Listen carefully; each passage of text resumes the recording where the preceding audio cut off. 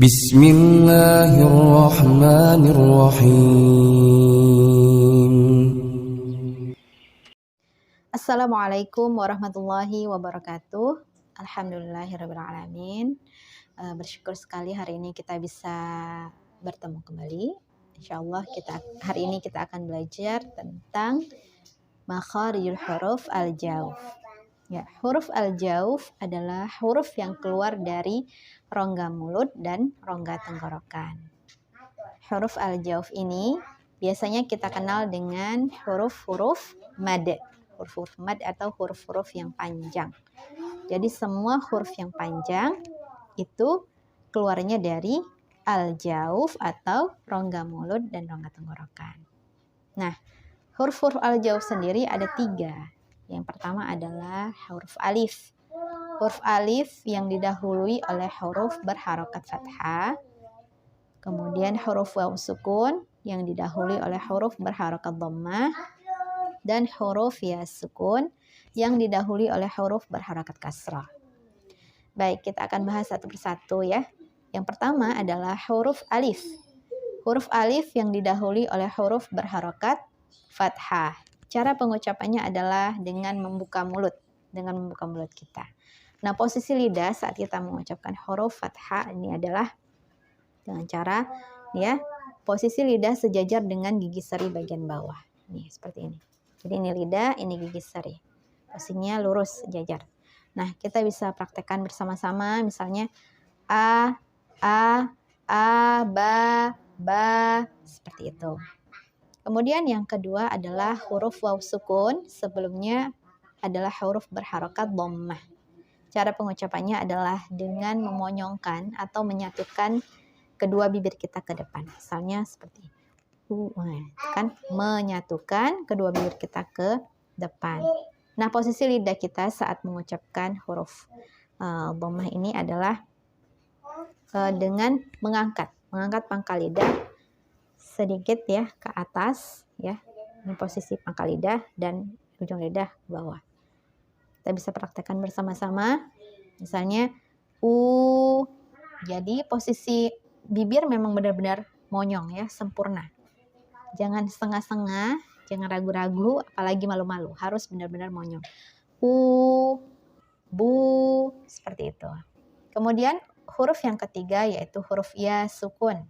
Sebelumnya adalah huruf berharokat kasrah. Cara pengucapannya adalah dengan menurunkan rahang bagian bawah. Nah, posisi lidah kita saat mengucapkan huruf kasrah ini ya adalah dengan mengangkat tengah lidah ke atas. Mengangkat tengah lidah ke atas. Ini tengah lidah misalnya ya. Kita angkat. Kita praktekkan bersama. I, bi, seperti itu ya. Jadi huruf al-jauf ini ada 3, yaitu huruf alif, sebelumnya adalah huruf berharokat fathah, huruf waw sukun, sebelumnya huruf berharokat dhammah, dan ya sukun, sebelumnya huruf berharokat kasrah. Nah, teman-teman, ada hal penting ya. Ini kesalahan-kesalahan yang tanpa kita sadari sering kita lakukan dalam mengucapkan huruf al-jauf ya. Yang pertama adalah tidak sempurna atau kurang sempurnanya kita dalam mengucapkan harokat. Misalnya ketika alif sebelumnya fathah, kita masih ragu-ragu membuka mulut. Kemudian ketika waw sukun sebelumnya dhammah, kita masih malu-malu memonyongkan bibir. Kemudian juga ya sukun sebelumnya kasroh, kita masih ragu-ragu juga gitu. Jadi harus benar-benar sempurna. Harus benar-benar disempurnakan harokatnya. Kalau yang contoh yang salah gimana? Misalnya alif ya sebelumnya berharokat fathah, misalnya baris atas gitu ya. Misalnya a itu kan bunyinya harusnya a ya, vokal a. Kalau bahasa Indonesia itu vokal a gitu. Nah, kesalahan yang sering terjadi ketika kita mengucapkan ini kurang sempurnanya itu bunyinya bukan a tetapi lebih ke e, dia lebih mendekat ke huruf e. Misalnya misalnya ketika mengucapkan a'udzubillah kan harusnya ini misalnya jadi bukan a tapi gitu. Nah, itu ya yang sering sekali tidak kita sadari. Kemudian ketika mengucapkan waw sukun sebelumnya huruf baharokat dhammah juga kita kadang-kadang malu-malu memonyongkan bibir dengan sempurna. Malu-malu mengucapkan gitu ya. Harus benar-benar sempurna. Jadi kalau cuman itu belum sempurna, belum pas gitu. Jadi harus benar-benar sempurna monyongnya gitu.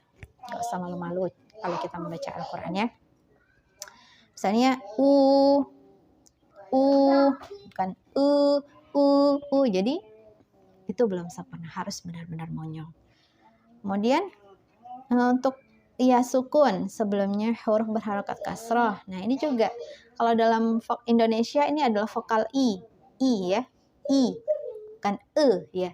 Jadi kita bilangnya bukan Indonesia tapi Indonesia. Jadi harus benar-benar bunyi i-nya itu harus jelas gitu. Jadi itu ya, itu kesalahan yang sering sekali tidak kita sadari dalam membaca atau mengucapkan huruf-huruf al-jauf ya. Kemudian kesalahan yang kedua adalah seringnya ketika kita mengucapkan huruf al-jauf ini tidak benar-benar keluar dari rongga mulut, melainkan keluarnya dari rongga hidung. Dan ini adalah kesalahan yang fatal. Kenapa?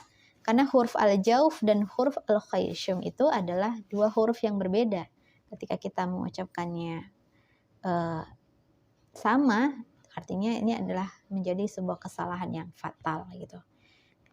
Nah contohnya ketika kita mengucapkan huruf mad, misalnya dalam mengucapkan surah, misalnya ketika kita membaca surah, kita membaca basmalah lah misalnya ya. Bismillahirrahmanirrahim. Seperti itu. Nah, ketika kita mengucapkan ar-rahim itu tidak dari rongga mulut, maka ini adalah kesalahan. Misalnya, bagaimana cara kita tahu bahwa huruf mad yang kita ucapkan itu tidak keluar dari rongga mulut? Nah, gampang, kita pencet saja hidung kita ketika kita mengucapkan huruf mad ya. Contohnya seperti ini, ar-rahim. Nah, him itu dari mulut ya. Nah, ketika dari rongga hidung bunyinya seperti ini, ar-rahim. Jadi bunyinya sengau seperti ada sumbatan di hidung kita. Ar-rahim. Jadi harus kita fokuskan bunyinya itu di rongga mulut, bukan dari rongga hidung. Jadi posisi lidah tadi ya, tengah lidah itu harus dinaikkan ke atas. Ar-rahim, ar-rahim, seperti itu. Kawan-kawan bisa praktekkan di rumah, ya dilatih terus. Insya Allah kalau kita rajin latihan, memperbanyak latihan, lidah kita bisa lebih lebih mudah gitu, lebih mudah dalam mengucapkan, melafazkan huruf-huruf Al-Quran. Sampai di sini ya pelajaran kita hari ini. Insya Allah kita akan lanjutkan ke bab berikutnya, yaitu tentang sifat huruf. Semoga teman-teman bisa mengerti, banyak-banyak latihan di rumah, banyak-banyak ya membaca Al-Quran di rumah, kemudian harus fokus ya ketika kita mengucapkan huruf al-jauf ini, harus fokus di rongga mulut gitu. Barakallahu fikum. Assalamualaikum warahmatullahi wabarakatuh.